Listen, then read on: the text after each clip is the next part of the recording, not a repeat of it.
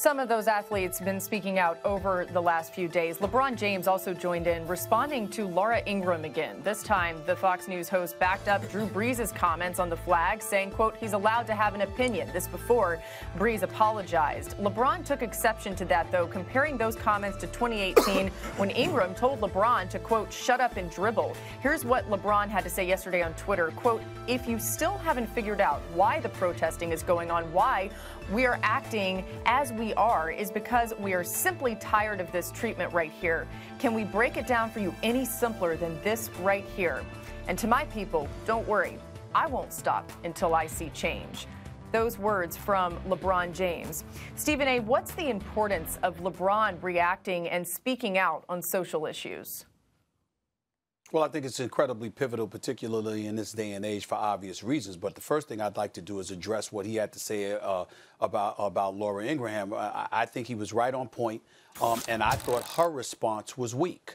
And here's why I say that. And I usually don't call anybody out, but in the media, but in this particular case, I think it's justifiable only in terms of her response. I'm not trying to get involved in the minutia.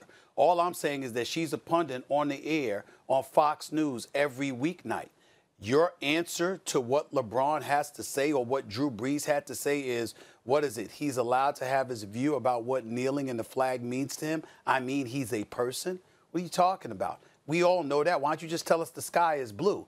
You literally, meaning her, dissect what people say and what it means to you every day. But in this particular instance, when it came to Drew Brees, and in particular what LeBron had to say, there's no response directly addressing what Drew Brees said, how it affects the disenfranchised community in this nation, and the uproar that has emanated from it. I thought that was a relatively weak response on her part. Now, getting to LeBron James, it's incredibly important. He's intelligent.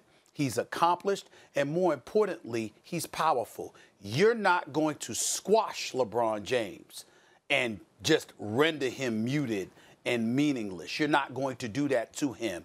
He's worth about $1 billion.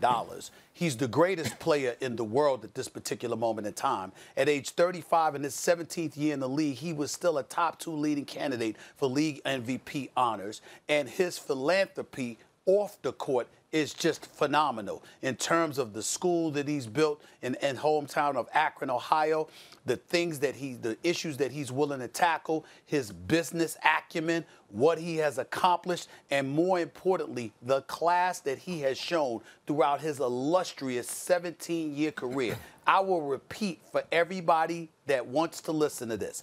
LeBron James was on the cover of Sports Illustrated at the age of 17 as the chosen one. An iconic athlete, incredibly well known, in the age of the advent of social media and beyond, Twitter, Facebook, Instagram, and all of this other stuff.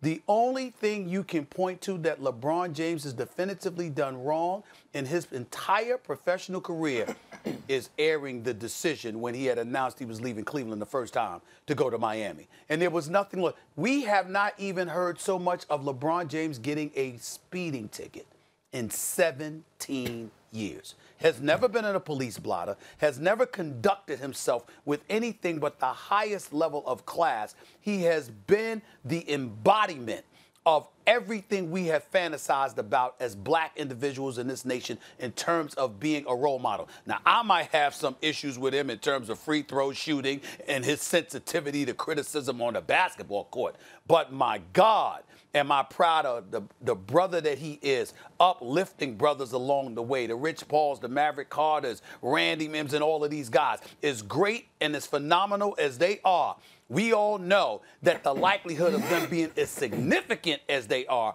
would not exist if it wasn't for LeBron James using his cachet to uplift those around him and beyond. This dude is something special. And the Laura Ingrahams of the world and others have nowhere to go when he addresses them other than to address his point. If you're not addressing his point, you can't touch him because he's giving you no means nor any license to pull that off. That is the point that needs to be made about this here.